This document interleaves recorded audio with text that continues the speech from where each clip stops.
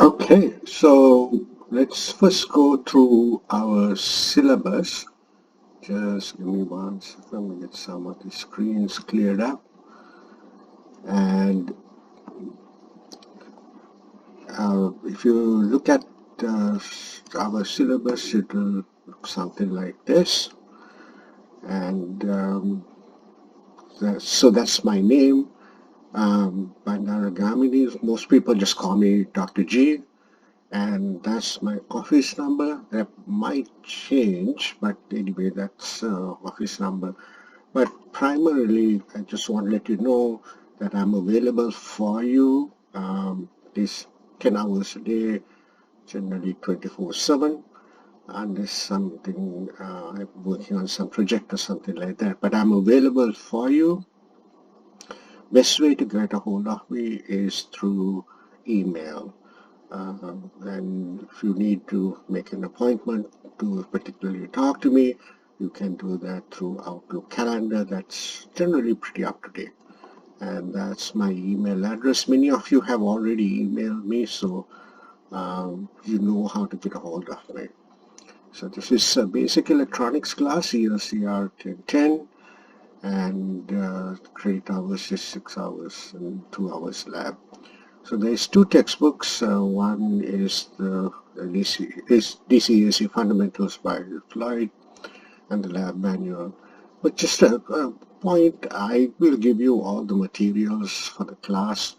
Get the textbook if you want the support of it, but I will generally not be saying complete questions for 4 to 7 on the end of chapter or something like that. Okay? And the same thing with the lab manual. I will give all the labs to you. Most of this you are already familiar with as a student at Albany Technical College, and I won't spend too much time. Most of the things that we are focusing on is things like lab safety and how we need to be safe and careful when we are working in the lab, and using general electrical and electronic precautions and procedures. We'll talk a little bit about some of the electrical laws and principles. I won't go through all of the laws at one time. We will go through them as they are necessary in our course. We'll talk about some test equipment. Again, I'm going to not to describe, this is a digital meter, this is an oscilloscope, this is a function generator, any of those things. What I will be doing is we'll use those things and you will learn in a practical hands-on sense how to use them. By the way, if there is anybody in the class who has a difficult time understanding me, I do realize that I have an accent, whether it's my California or Wisconsin accent or otherwise. Please let me know and I will be very glad to go through any words or any concepts that I explained that were not clear because of the language. And certainly I wouldn't use a language barrier to your learning and your success in this class. So just make sure that you let me know there was something that we talked about that didn't make much sense. All right? We talk, as going back to the syllabus, we talk about some test equipment. We'll talk about basic electrical or electronic circuits using resistors, with series circuits, parallel circuits, combination circuits, which are these. From there, we will be building some more complex circuits and solving parallel complex circuits, parallel and series circuits. One of the things that I will be hitting, even though it's listed as a bullet point here, is that from the very beginning I will be talking about troubleshooting. Because from my industrial experience, I worked in industry about 15 years. I've had technicians working for me. I worked as a technician and also as a person who works very closely with industry. One thing that they always say is that what they want their technicians to be able to do more than anything else is to be able to do troubleshooting and fault finding. the chances of you actually building a series circuit or parallel circuit are slim to none. What you will be doing is you will be looking at these circuits when they are not working. And that's going to make the difference between you and somebody else being successful. Why a company would want to hire you and keep you and promote you is the fact that you can fix things. And sometimes these could be simple circuits or simple devices. But sometimes I've had students who worked on $1 million production line where every minute costs the company, and if they don't have the line running, some heads are going to roll. And that's where this troubleshooting and fault finding really comes into play, and that will make the difference between you and the next person who is going to get the promotion or the salary raise, or the company even keeping that employee. Okay? As far as DC theorems, etc., I will cover them, and they won't cover them as a subject of its own. They tend to get a little bit boring. Certainly are boring to me, and I'm sure it will bore you too. The same thing with algebraic concepts, but we will cover them as the subject goes. Okay. Here's some of the competencies that are being expected in this class. And these we will cover not as particularly subjects, but we will cover them with devices and circuits and troubleshooting. Okay.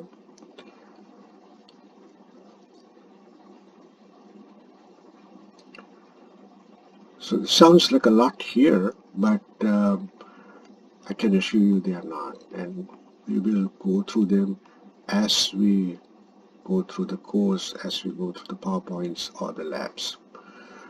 Make sure that you have access to the internet, and at least check email or your announcements on Blackboard. Maybe you should check them.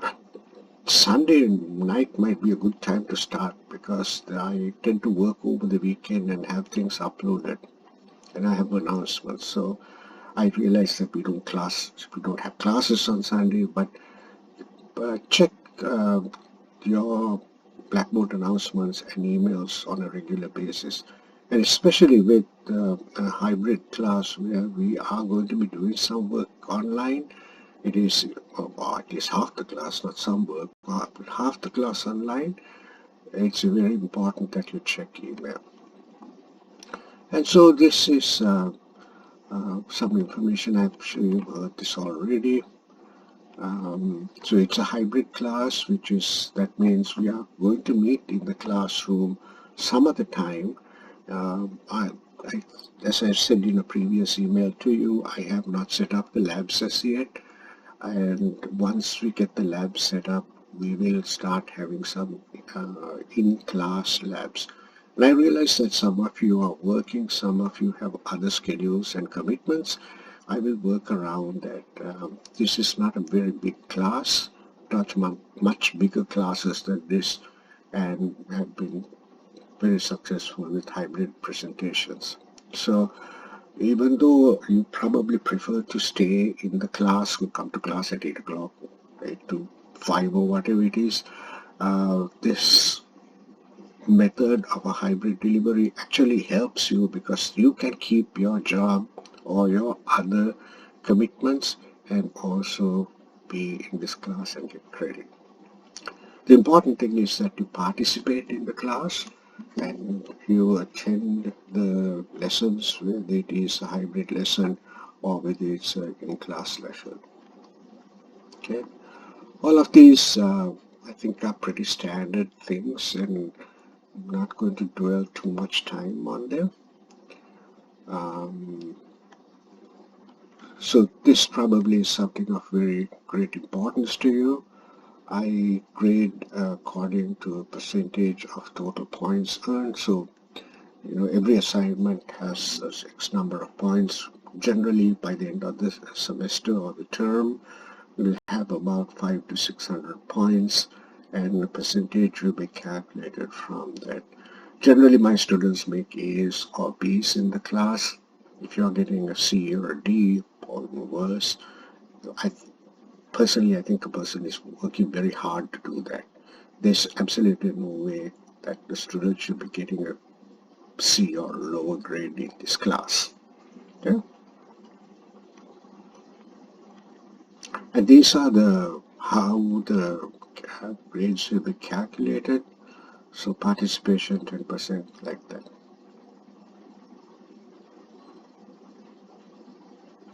I think it says here that the points deducted for assignments late. With all the COVID stuff going on and the hybrid class delivery, I can assure you that I'm not a stickler about those things.